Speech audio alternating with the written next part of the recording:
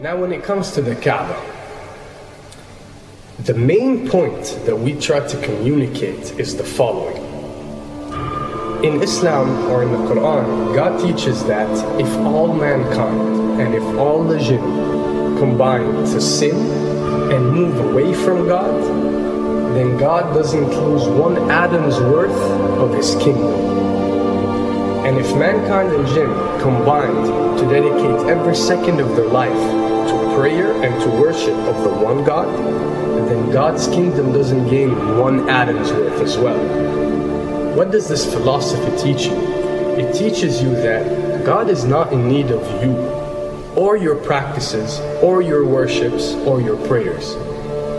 You are in need of these practices and these worships. You are in need of God and not the other way around. If you can understand that philosophy, then you can appreciate prayers and what they are meant to do, which is basically enlighten you. So when dealing, for example, with the Kaaba, Muslims are required to go and perform Hajj one time in their life, and it's one of the 5 pillars of Islam.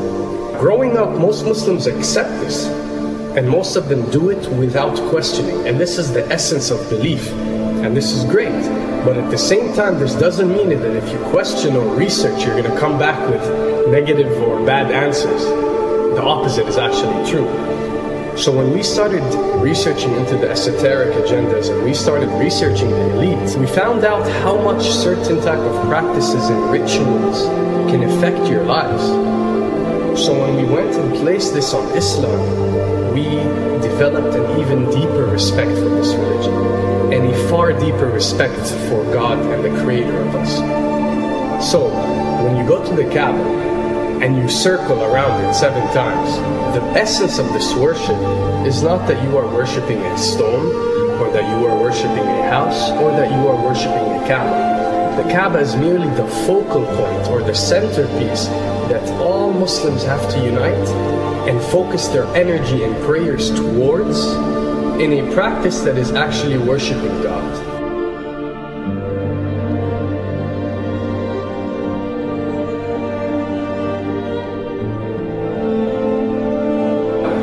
Now, going in circles counterclockwise does not break you away from time and space.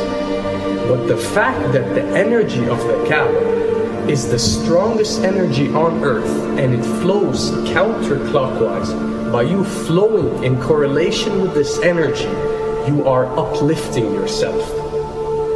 You are reaching spiritual levels that you rarely do experience anywhere else on earth. And the fact that you got to do it 7 times, and we are taught that there are 7 skies or 7 samawat or 7 spiritual planes, then one can discover that each circle breaks you through a spiritual plane spiritually, so you can reach the ultimate state of wisdom and spirituality. Does this mean that only Muslims can reach this level? Does this mean that if you're not Muslim you give up or you reject this information? Not at all. In essence, any one of you, regardless of what your faith is, if you are dedicating your worship and your journey to the one and only Creator and not anything created, then you are on a righteous path.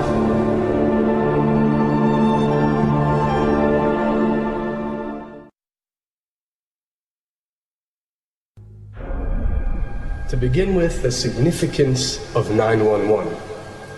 What you have to understand, and what we are trying to explain, is that when dealing with extra dimensions, or when dealing with beings from extra dimensions like jinn, for example, or when dealing with the Illuminati, or the elite, or people that follow a certain type of esoteric agendas, although me and you communicate through words and letters, they have chosen a different type of language.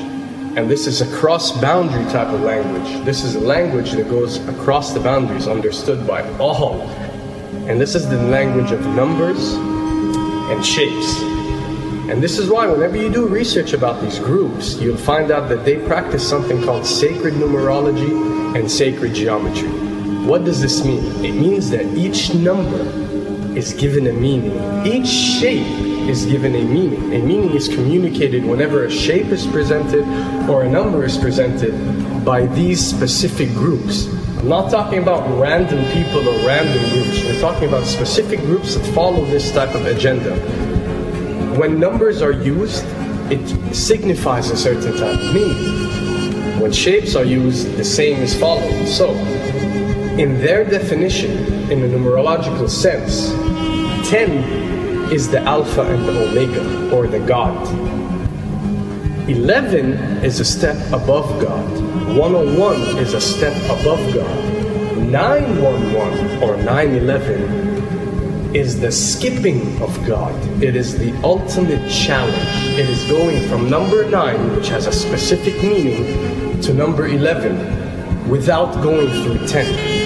It's skipping God. So it's no coincidence that this event that we call 911 today took place on 911. It is the ultimate challenge. So now that we understood what 911 means, what other practice do we do that deals with 911? Calling a number whenever you are in an emergency.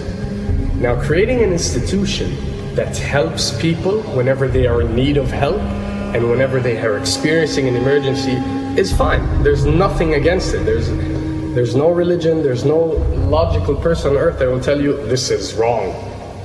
But when you understand how sinister that these elite are and the way they work on a level that's way beyond what you think. So the fact that when you're experiencing an emergency or when you are in need of help, you have to pick up a phone and dial 911, which is the ultimate numerological definition of skipping God, then you'll understand how these people work.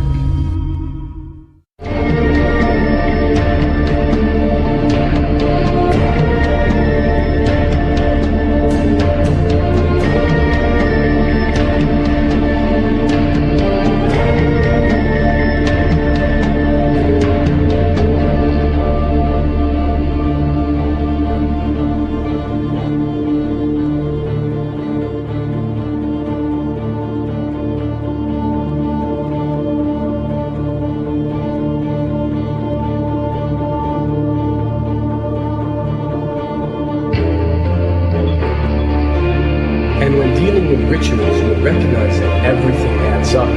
For something to be a ritual, everything has to be in place, everything has to be perfect. And my advice is, if you want to recognize that something is satanic, it has to add up in all sense. The numbers have to add up, the shapes have to add up, the event has to add up, it has to have one general meaning. The pieces of the puzzle fit perfectly. That's when you recognize when something is ritualistic or satanic.